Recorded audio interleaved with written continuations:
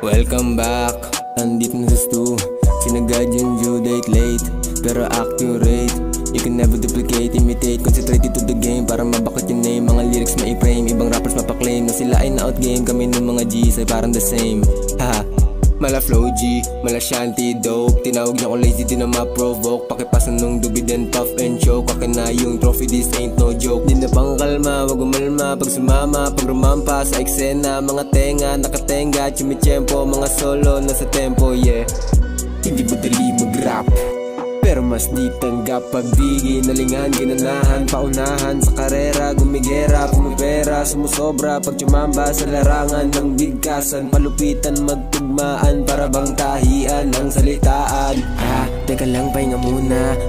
Nabilib na naman ba? Ha, baka kayang sumabay ka. No, nobody can top this, bitch. Di mo ko magagaya, so bakit ka papalagpa? Ito nila pagsapag ng pabalagbag. Dinalaglag kahit na matagtag, teka.